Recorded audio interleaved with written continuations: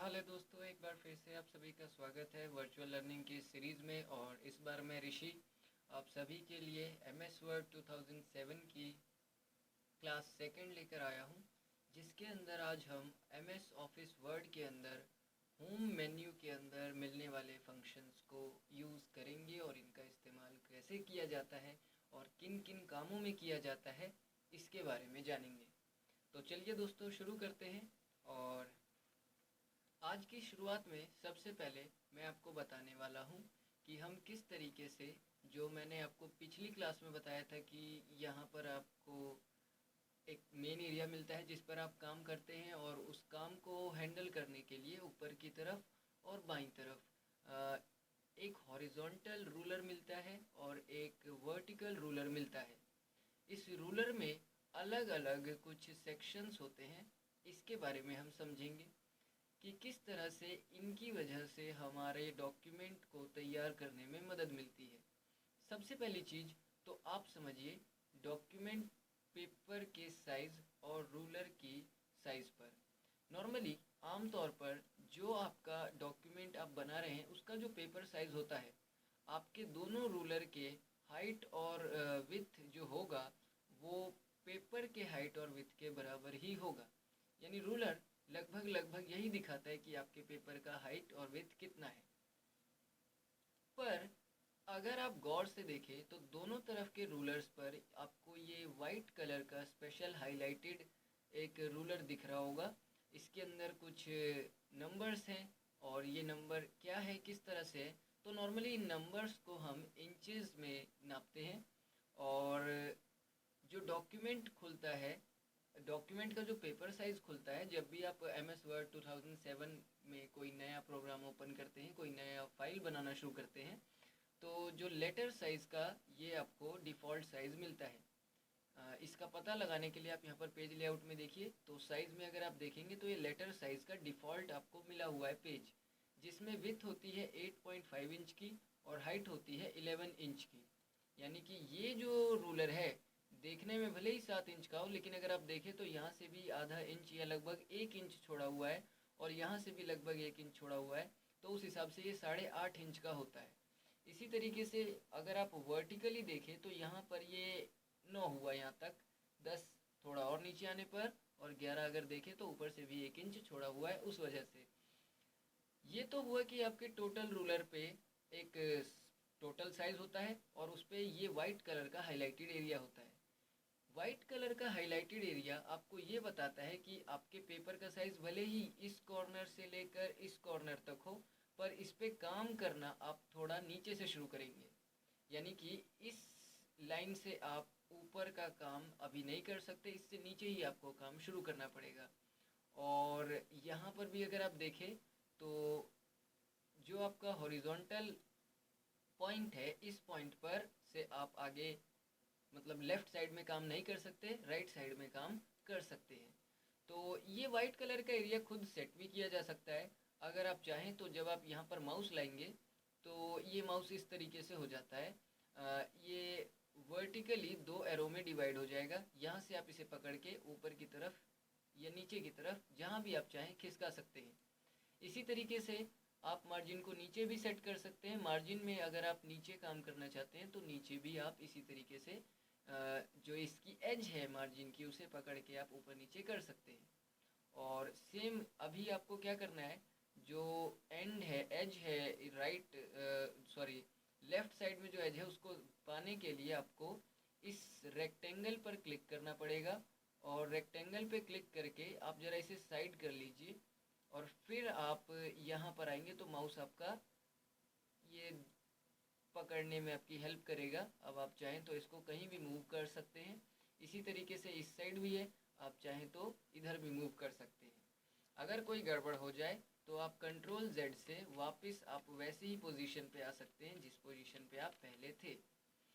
अगर आप horizontal ruler देखें तो इस पे आपको सिर्फ मार्जिन के अलावा और भी दूसरी चीज़ें मिलेंगी, जैसे कि जो ये ट्रायंगल से दिख रहे हैं ये क्या काम करते हैं, ये आपको एंड में और स्टार्टिंग में दोनों जगह पर दिखेंगे।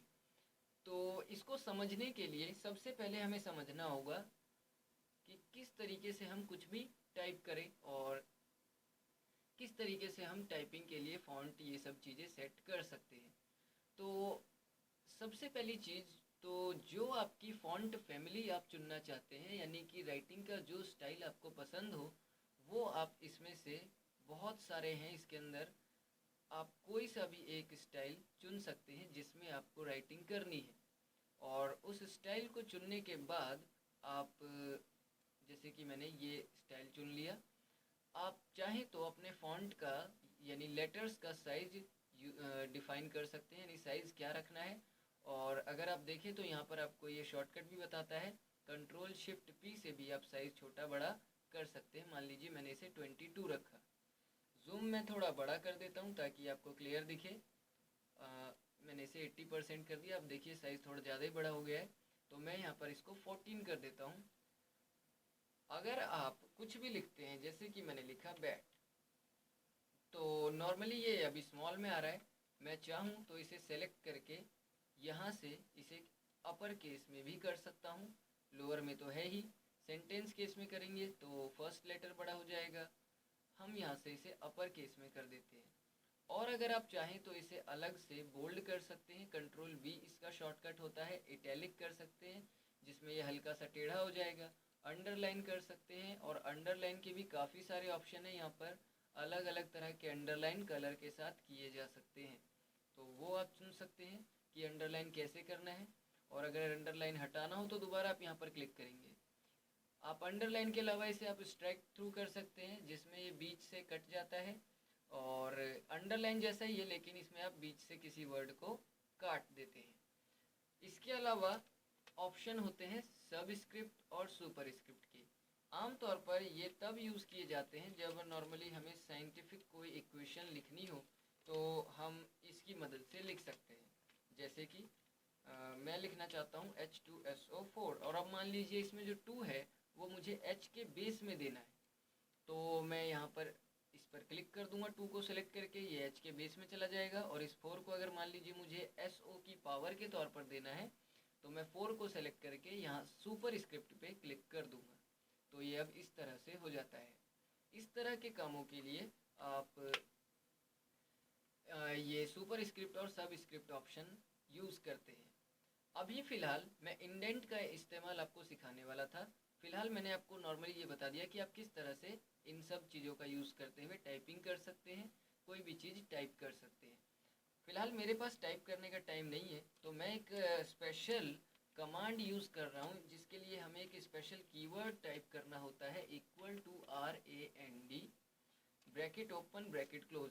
असल में ये एक एक्सेल में यूज़ होने वाला फार्मूला है, MS एक्सेल में यूज़ होने वाला फार्मूला है। हालांकि ये इसमें भी चल जाएगा, पर इसका एक्सेल से कोई लिंक नहीं है।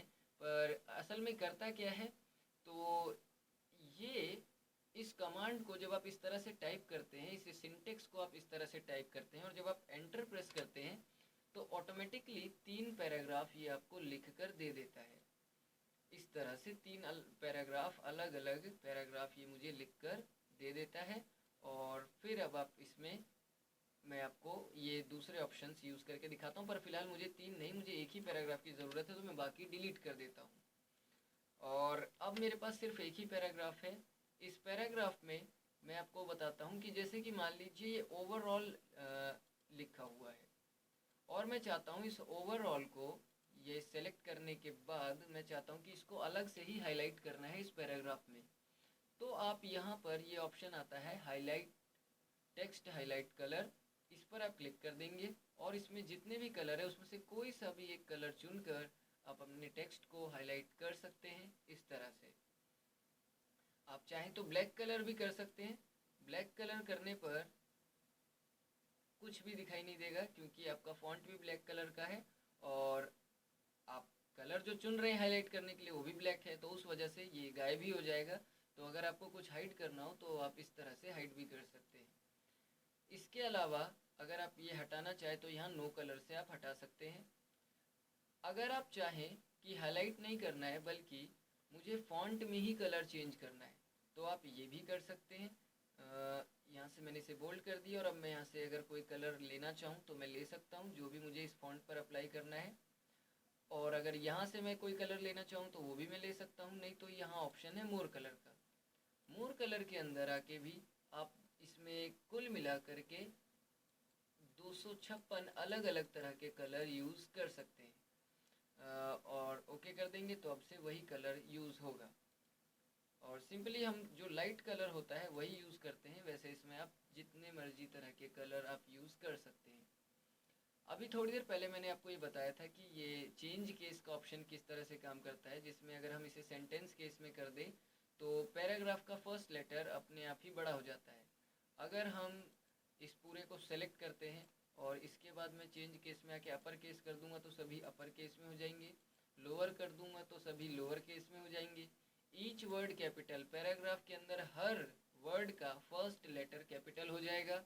और टॉगल केस में उल्टा होगा, यानी हर वर्ड स्टार्टिंग में फर्स्ट लेटर से छोटा होगा और बाकी सारे लेटर बड़े होंगे। हालांकि ये केस बहुत ही कम इस्तेमाल में आता है, हम आमतौर पर सेंटेंस केस का ही इस्तेमाल करते हैं। अगर आप चाहें तो यहाँ से भी आप फॉन्ट इंक्रीज कर सकते हैं, यहाँ से भी आप फॉन्ट का जो साइज़ है उसे आप बड़ा कर सकते हैं, इंक्रीज कर सकते हैं, और यहाँ से आप छोटा कर सकते हैं। ये ग्रो फॉन्ट और श्रिंक फॉन्ट के ऑप्शन है। नहीं तो आप इसको शॉर्टकट के तौर पर भी यूज़ कर सकते हैं। आप चाहें तो कंट्रोल शिफ्ट के साथ और ये कॉमा और डॉट वाले जो बटन हैं, यानी ग्रेटर देन और लेस देन वाले बटन, इनका यूज़ कर सकते हैं। अगर आप लेस देन करेंगे तो साइज़ छोटा होगा, अगर आप ग्रेटर देन बटन प्रेस करेंगे तो साइज़ बड़ा होगा। इसके अलावा आप चाहें तो कंट्रोल के साथ कर्ली ब्रैकेट ओपन और क्लोज वाले बटन होते हैं उनका यूज़ कर सकते हैं। नहीं तो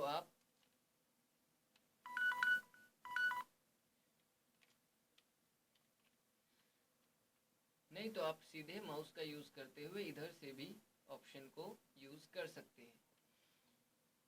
इन सब के अलावा अगर मान लीजिए आप किसी तरह की फॉर्मेटिंग करते हैं या और कोई काम करते हैं, अब अगर मान लीजिए आप इसको बिल्कुल प्लेन करना चाहते हैं, बिल्कुल खाली करना चाहते हैं, तो आप इसके लिए यहाँ क्लियर फॉर्मेटिंग का ऑप्शन है, इसका यूज़ कर सकते हैं। क्लियर फॉर्मेटिंग पे क्लिक करते ही बिल्कुल ये सादे में हो जाता है और इसमें किसी भी तरह की फॉर्मेटिंग नहीं है, ये एक अलग ही चीज़ है। ये हुआ प्लेन टेक्स्ट, यानी कि बिल्कुल सादा। अभी इससे पहले जो हम यूज़ कर रहे थे वो था फॉर्मेटेड टेक्स्ट, और एक और तरह का टेक्स्ट होता है जिसको हम बोलते हैं हाइपर टेक्स्ट, उसके बारे में मैं अभी आपको थोड़ी देर बाद बताऊंगा। अब फॉन्ट सेक्शन हम देख चुके हैं। आज की क्लास में हम पैराग्राफ सेक्शन के कुछ ऑप्शंस देखेंगे और फिर हम क्लिपबोर्ड के बारे में जानेंगे, और इसी के दूसरे वीडियो में हम बाकी ऑप्शंस के बारे में समझेंगे। जिसमें अभी पैराग्राफ सेक्शन में आप देखिए अलाइनमेंट सेट करना अपने पैराग्राफ के लिए। इसके लिए मैं थोड़ा फॉन्ट साइज़ बड़ा कर देता हूँ। और सबसे पहली चीज़ है लेफ़्ट अलाइनमेंट।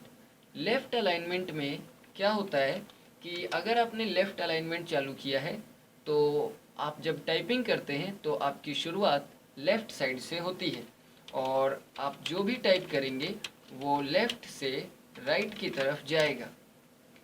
अगर आप अलाइन सेंटर करते हैं तो ये आमतौर पर जैसे हम कोई पोएम लिखते हैं इस तरीके की राइटिंग करनी हो तो ये अलाइनमेंट यूज़ किया जाता है। इसमें आप जो भी टाइप करेंगे वो बिल्कुल सेंटर में आएगा, और इसमें आपका ये नहीं है कि आप कोई लिमिट है कि कितना लेफ़्ट में जा सकते हैं या कितना राइट में जा सकते हैं, बल्कि ये आप जैसे जैसे टाइप करते जाएंगे वैसे वैसे लेफ़्ट की तरफ बढ़ता जाएगा और राइट की तरफ आप टाइप करते हुए आगे निकलेंगे। इसके अलावा एक ऑप्शन होता है राइट अलाइनमेंट। ये तो था लेफ़्ट अलाइनमेंट और अलाइन सेंटर, यानी सेंटर अलाइनमेंट। इसके अलावा एक होता है राइट अलाइनमेंट। इसमें आप जो भी लिखते हैं वो सारा राइट से लेफ़्ट की तरफ जाता है, और आम तौर पर ये हम तब यूज़ करते हैं जब हमें किसी भी तरीके की अरेबियन लैंग्वेज हमें यूज़ करनी होती है, जैसे उर्दू या फ़ारसी लिपि की कोई लैंग्वेज अगर हमें टाइप करनी हो तो उसके लिए हम ये फॉर्मेट यूज़ करते हैं। इसके अलावा आम तौर पर किसी भी तरीके का न्यूज़ आर्टिकल, किसी भी तरीके का बुक पब्लिश वगैरह अगर आप करते हैं तो बिल्कुल लेफ़्ट अलाइनमेंट की तरह काम करने वाला जस्टिफाई ऑप्शन यूज़ किया जाता है। जस्टिफाई ऑप्शन काम तो बिल्कुल वैसे ही करता है जैसे लेफ़्ट अलाइनमेंट करता है, यानी आपका लिखा हुआ डेटा लेफ़्ट अलाइन ही होगा, लेकिन फ़र्क बस इतना है कि जो आपका डेटा लेफ़्ट अलाइन है उसके कंपैरिजन में मैं यहाँ पर इस वाले को जस्टिफाई कर देता हूँ। तो आप देखें तो पैराग्राफ का लेफ़्ट एज हर लाइन में और राइट एज हर लाइन में बिल्कुल बराबर होता है। तो ये फॉर्मेट जो है आम तौर पर डॉक्यूमेंटेशंस में इस्तेमाल किया जाता है और ये बेटर होता है अगर आप कंपेयर करें लेफ़्ट अलाइनमेंट से। तो इसके अलावा आप एक ऑप्शन देख रहे होंगे लाइन एंड स्पेसिंग का। ये ऑप्शन पैराग्राफ के अंदर लाइनों के बीच के स्पेस को मेंटेन करने के लिए और पैराग्राफ के बीच के स्पेस, लाइनों के बीच का स्पेस और पैराग्राफ के बीच का स्पेस, दोनों बातें अलग अलग होती है। अगर आप देखें तो इन लाइनों के बीच में जो स्पेस है वो इस पैराग्राफ की आखिरी लाइन और इस पैराग्राफ की पहली लाइन के बीच के स्पेस से कम है, यानी इनके बीच में ये स्पेस ज़्यादा है। ये सारे काम कि किसी पैराग्राफ के बीच में ज़्यादा स्पेस रखना है कि नहीं रखना, आम लाइनों की तरह ही रखना है कि ऐसे कैसे करना है, ये सारी चीज़ें हम इसके अंदर सेट कर सकते हैं। जिसमें आपको दो सेक्शन दिख रहे होंगे, यहाँ पर एक लाइन सी बनी हुई है, इधर इस जगह पे इन दोनों ऑप्शन के बीच में एक लाइन सी बनी हुई है। इस लाइन से ऊपर के सारे ऑप्शन एक ही पैराग्राफ में लाइनों के बीच के स्पेस को मेंटेन करते हैं और इस लाइन के नीचे के ऑप्शन दो अलग अलग पैराग्राफ के बीच के स्पेस को मेंटेन करते हैं। अब सपोज जैसे मैं इस वाले पैराग्राफ में था तो मैंने अगर यहाँ से 2 mm का स्पेस चुना तो आगे से हर लाइन में, इसी पैराग्राफ की हर लाइन में 2 mm का स्पेस लगा हुआ आएगा। अगर आप 1 mm का चुनेंगे तो 1 mm का स्पेस लगा हुआ आएगा और 1.15 का चुनेंगे तो 1.15 का आएगा। अगर आप देखें इस पैराग्राफ को अगर मैं पूरी तरह से सेलेक्ट करूं तो आप देखेंगे कि ऊपर की तरफ तो कोई एक्स्ट्रा स्पेस नहीं है, पर नीचे की तरफ ये एक एक्स्ट्रा स्पेस यहाँ पर लगा हुआ है। नीचे की तरफ जो ये एक्स्ट्रा स्पेस लगा है इसे आप चाहें तो यहाँ से हटा सकते हैं, रिमूव स्पेस आफ्टर पैराग्राफ। तो अब ये जो एक्स्ट्रा स्पेस था ये हट गया और अब इन दोनों पैराग्राफों के बीच के जो लाइनों का फ़र्क है वो नॉर्मल बीच में जो दूसरी लाइनें हैं उन्हीं के जैसा हो गया है। अगर आप चाहें तो दोबारा से ऐड स्पेस आफ्टर पैराग्राफ कर सकते हैं तो इसके नीचे आ जाएगा, रिमूव करना चाहे रिमूव कर सकते हैं। ऐड स्पेस बिफोर पैराग्राफ करेंगे तो पैराग्राफ के ऊपर से स्पेस लगा हुआ आएगा। यहाँ देखिए अब इस पैराग्राफ के ऊपर भी ये स्पेस लग गया। अगर आप यहाँ से हटाना चाहें तो रिमूव स्पेस आफ्टर पैराग्राफ कर सकते हैं। इस वाले पैराग्राफ के ऊपर तो स्पेस है पर इस वाले पैराग्राफ के ऊपर स्पेस नहीं है, इस वाले के ऊपर रखना चाहें तो आप रख सकते हैं। हो सकता है दो पैराग्राफ अलग अलग हैं लेकिन दोनों के बीच में कुछ लिंक हो और मैं नहीं चाहता कि यहाँ पर स्पेस आए तो मैं इसे हटा देता हूँ। तो ये हमने देखा कि लाइन एंड स्पेसिंग ऑप्शन किस तरह से काम करता है और ये सारे ऑप्शन। अब इसको समझने के बाद हम आ जाते हैं अपने शुरुआती टॉपिक पे, जिसके बारे में मैंने आपको बताया था कि मैं आपको आइडेंट या इंडेंट हम इसे कह सकते हैं, क्या कहते ही हैं, इंडेंट सेट करना बताऊंगा। असल में इंडेंट क्या है, तो अभी आपने लाइनों के बीच का स्पेस मेंटेन किया। अब मैं आप लोगों को बताता हूँ कि किस तरह से हम ये मेंटेन कर सकते हैं कि आपने ये तो बता दिया साइड मार्जिन यहाँ से सेलेक्ट करके कि पैराग्राफ को लिखना कहाँ से शुरू करना है। ये जो वाइट कलर का एरिया भी मैंने आपको सेट करना बताया था। पर अब मान लीजिए जैसे कि इस पैराग्राफ के अंदर मुझे ये वाली जो लाइन है, फर्स्ट लाइन, इसको थोड़ा आगे से शुरू करना है और बाकी सारी लाइनों को थोड़ा पीछे से शुरू करना है। तो मैं इसको कैसे सेट करूं, यानी ओ तो यही हो लेकिन द और बाकी सारी चीज़ें इधर इसके नीचे सेकंड वर्ड के नीचे से शुरू हो। तो हम ये कर सकते हैं। इसके लिए यहाँ पर आपको 4 तरह के इंडेंट मिलते हैं, यहाँ और यहाँ मिलाकर। जो पैराग्राफ आपने सेलेक्ट कर रखा है मैं उसकी बात कर रहा हूँ, यानी अब इसी पे अप्लाई होगा क्योंकि मैंने सेलेक्ट कर रखा है। इसमें ये जो पॉइंट होता है ये वाला, ये ट्रायंगल, इस पर जब आप क्लिक करते हैं तो यहाँ से आप सेट कर सकते हैं कि लाइन का एंड कहाँ से कहाँ करना है। ये मैं इस पर्टिकुलर पैराग्राफ की बात कर रहा हूँ, ये पूरे पेज पर अप्लाई नहीं होगा। पूरे पेज पर अप्लाई हुआ था ये जो हमने यहाँ से साइड मार्जिन पकड़ लिया था, पर असल में ये ट्रायंगल तो सिर्फ इसी पैराग्राफ पे वर्क कर रहा है कि हमें इस पैराग्राफ की एंडिंग यानी फिनिशिंग कहाँ करनी है, तो वो आप यहाँ पर सेट कर सकते हैं। उसके अलावा पैराग्राफ में फर्स्ट लाइन को छोड़कर बाकी सारी लाइनें कहाँ से शुरू करनी है, उसके लिए ये नीचे वाला ट्रायंगल होता है। इसको अगर आप आगे खिसकाएंगे तो बाकी सारी लाइनें आगे खिसकेगी, लेकिन पहली लाइन वही टिकी रहेगी। और मैं इसको थोड़ा और अंदर करूँगा तो ये और अंदर हो जाएगा। ये फर्स्ट लाइन के लिए होता है कि फर्स्ट लाइन कहाँ से शुरू करनी है। अगर आप इसको आगे बढ़ाएंगे तो फर्स्ट लाइन थोड़ा और आगे खिसक जाएगा। और इस वाले ट्रायंगल और इस वाले ट्रायंगल, इन दोनों ट्रायंगल यानी फर्स्ट लाइन इंडेंट और अदर लाइन इंडेंट जो है, इन दोनों को अगर आप एक साथ ही अब मूव करना चाहते हैं तो उसके लिए ये रेक्टेंगल होता है। इसको अगर आप आगे पीछे करेंगे तो बाकी सारे आगे पीछे, ये बाकी सारे क्या, वो दोनों ही ऊपर वाले हैं, एक ही साथ फिक्स रेशियो बन चुका है, उसी में ये आगे पीछे होंगे। अगर आप चाहें तो ये जो रेक्टेंगल है इसको आगे पीछे करने के लिए यहाँ से ये इंक्रीज इंडेंट और डिक्रीज इंडेंट यूज़ कर सकते हैं। आप इसे आगे करेंगे तो ये आगे होगा, पीछे करेंगे तो पीछे होगा, और ये सीधे आधे आधे इंच के फासले पर, डिस्टेंस पर आगे जाता है। आप इसके लिए शॉर्टकट यूज़ कर सकते हैं, कंट्रोल M और कंट्रोल शिफ्ट M, ये भी उसी तरह से वर्क करते हैं। इसके बाद अब मैं आप लोगों को बताता हूँ फॉर्मेट पेंटर के बारे में। नॉर्मली फॉर्मेट पेंटर जो है वो कुछ इस तरह से काम करता है, जैसे कि मान लीजिए यहाँ पर योर लिखा हुआ था और इसके अंदर ग्रीन कलर अप्लाई था और ये बोल्ड था, और अब मैं चाहता हूँ कि जैसा ये योर लिखा हुआ है, जब आप कोई चीज़ सेलेक्ट करते हैं तो जो फॉन्ट वाले सेक्शन में ऑप्शन मिलते हैं उसका एक शॉर्टकट आपको यहाँ भी मिल जाता है। आप चाहे तो यहाँ से भी कुछ चुनिंदा ऑप्शन इसमें से वहाँ आते हैं तो आप उसे चुन सकते हैं। फ़िलहाल मैं चाहता हूँ कि जो ये योर पे फॉर्मेटिंग है यानी ग्रीन कलर और बोल्ड, वही सेम इस डायरेक्टली पे भी लग जाए, तो आप इसको सेलेक्ट कर लेंगे। उसके बाद आप क्लिक करेंगे फॉर्मेट पेंटर पे, और फिर आपको जिस पर ये अप्लाई करना है उसे आप सेलेक्ट कर लेंगे, तो ये इस तरह से सेम फॉर्मेटिंग इसे भी दे देता है। फिर दोबारा अगर करना है तो दोबारा एक बार क्लिक करिए, और मैंने इस डायग्राम पे भी यही कलर अप्लाई कर दिया।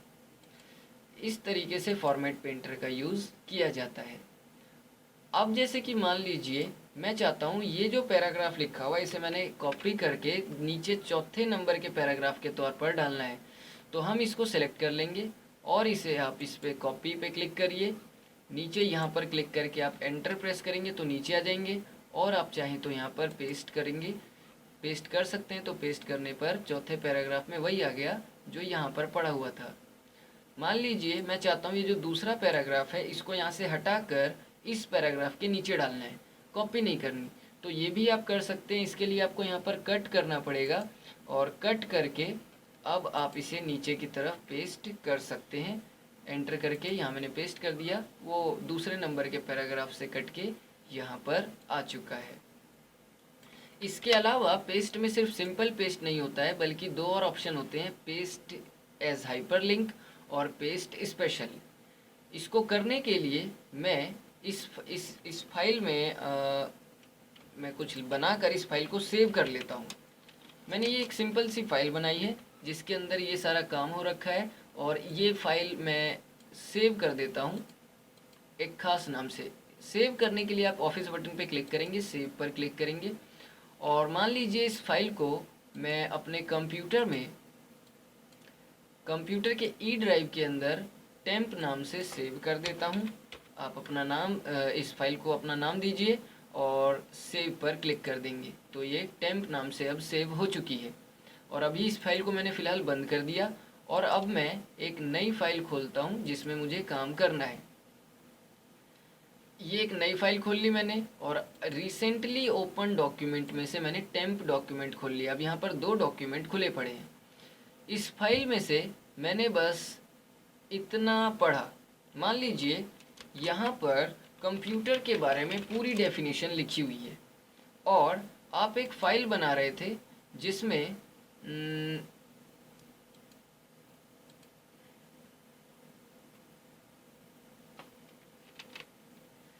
मान लीजिए आप एक फ़ाइल बना रहे हैं जो कि नई फाइल है। एक फ़ाइल तो आपकी पहले से ही बनी हुई है, वो है टेम्प, और इसमें मान लीजिए मैंने कंप्यूटर्स के बारे में ये बता रखा है। और एक मैं अब नई फाइल बना रहा हूँ जिसके अंदर मैंने मेमोरी के बारे में बताया हुआ है। ये मैंने मेमोरी के बारे में डिटेल, ये किताब मेरी मेमोरी के बारे में है और इसके बारे में मैंने इतना सब कुछ लिखा हुआ है। मान लीजिए बीच में किसी जगह पे कंप्यूटर का जिक्र आया तो मैंने अलग से ही हाईलाइट करके यहाँ पर कंप्यूटर लिख दिया। कंप्यूटर टॉपिक अगर आप पढ़ना चाहते हैं तो उसके बारे में मान लीजिए थोड़ा सा यहाँ पर लिखा हुआ है। और अब मैं चाहता हूँ कि अगर कोई और पढ़ना चाहे तो वो एक लिंक पे क्लिक करे और उसको वो फाइल खुली हुई मिल जाए। तो हम ये काम कर सकते हैं, to know more about computer follow the link. मैंने इस तरीके का काम यहाँ पर दे दिया और मैं वो लिंक अब यहाँ पर डालना चाहता हूँ। तो इसके लिए आप, ये तो मेरी नई फाइल है, इसको मैंने सेव भी नहीं कर रखा है। जो फाइल आपने सेव कर रखी है उसमें से कोई भी एक कंटेंट कॉपी कर लें। ये ज़रूरी है अगर आप paste as hyperlink option use करना चाहते हैं। और फिर आप जिस जगह पे लिंक देना चाहते हैं वहाँ पर आके आप क्लिक करिए और ऑप्शन पे क्लिक कर दीजिए पेस्ट एज हाइपरलिंक। अब ये जो टेक्स्ट होता है इसको हम बोलते हैं हाइपर टेक्स्ट। भले ही आपने कॉपी कुछ किया हो लेकिन पेस्ट ये दूसरे तरह की फॉर्मेटिंग में ही होता है। और अब आप इसे यहाँ से, जो आपने ये वाला डॉक्यूमेंट बनाया था इसे बंद कर दीजिए, इसकी कोई ज़रूरत नहीं है। अब ये जो मैं नया डॉक्यूमेंट बना रहा हूँ इसमें फ़ायदा ये है कि अगर कोई पढ़ना चाहे तो मेमोरी के बारे में पढ़ सकता है, लेकिन अगर उसे कंप्यूटर के बारे में पढ़ना है तो यहाँ वो कंट्रोल बटन प्रेस करके जैसे ही क्लिक करेगा और इसे यस करेगा तो वो कंप्यूटर वाली फ़ाइल जो मैंने टेम्प नाम से सेव करी थी वो खुल जाएगी। इसके अलावा एक ऑप्शन और होता है paste as hyperlink. Paste as hyperlink को समझने के लिए मैंने फिर से यही टेम्प वाली फ़ाइल खोल ली और जो नया डॉक्यूमेंट है उसे मैंने बंद कर दिया बिना सेव किए। और अब एक नया डॉक्यूमेंट और खोल लिया बिल्कुल खाली। मैं चाहता हूँ कि टेम्प में जो ये पैराग्राफ है इस पैराग्राफ को कॉपी करके और इस फाइल में मैं पेस्ट कर दूं। और मैं चाहता हूं कि उस फाइल में अगर इस पैराग्राफ के अंदर कुछ भी काम किया जाए तो ऑटोमेटिकली इसमें दिखा दे, वो ऐसा पेस्ट करना है। तो आप पेस्ट स्पेशल ऑप्शन का यूज़ कर सकते हैं। मैंने क्योंकि सेव की हुई फाइल में से कॉपी किया है तो ये ऑप्शन चालू है। आप पेस्ट स्पेशल पे क्लिक करेंगे और मेरा जो डॉक्यूमेंट में मैंने जो कॉपी किया है वो MS वर्ड फाइल थी, उसमें से मैंने कॉपी किया है। फिर अब आप पेस्ट लिंक पे क्लिक कर देंगे और इसमें आप बस ओके प्रेस कर दीजिए। बस बता दीजिए कि आपने कौन से सॉफ्टवेयर में से कॉपी किया है और ओके कर देंगे। तो अब ये आपका यहाँ पर आ गया। एक बात ध्यान रखेंगे, जो आपने पेस्ट किया है उसमें आप कुछ खुद यहाँ टाइप नहीं कर सकते इस नए वाले डॉक्यूमेंट में, बल्कि जो पुराना वाला डॉक्यूमेंट है अगर उसमें इस एरिया के अंदर कोई भी छेड़छाड़ की गई, जैसे कि मान लीजिए मैंने इसे बोल्ड कर दिया और इधर इतनी दूर मैंने रेड कलर कर दिया और इसके बाद अब मैं ये फाइल सेव कर देता हूँ। तो ये मैंने कंट्रोल S से मैंने इसे सेव कर दिया। अब अगर आप यहाँ अपना डॉक्यूमेंट 3 देखें तो वो ऑटोमेटिकली अपडेट हो चुका है। इसका लिंक उस जगह, उस स्पेशल पैराग्राफ से इसका लिंक हो चुका है, इस फाइल का लिंक हो चुका है, यानी आप वहाँ जो करेंगे वो ऑटोमेटिकली यहाँ पर हो जाएगा। तो ये था दोस्तों MS वर्ड में कि हम होम के अंदर के ऑप्शंस का कैसे यूज़ कर सकते हैं। मैंने आपको इसके बारे में बताया और ये इसका पहला क्लास था। बाकी ऑप्शंस के बारे में हम इसके अगले ट्यूटोरियल में सीखेंगे। नॉर्मली ये थोड़ा लंबा वीडियो हो रहा है तो इसकी वजह से हम इसे आगे वाले वीडियो में बाकी के सभी ऑप्शंस हम देखते हैं। फ़िलहाल इस वीडियो को देखने के लिए थैंक्स। मिलते हैं अगले वीडियो में।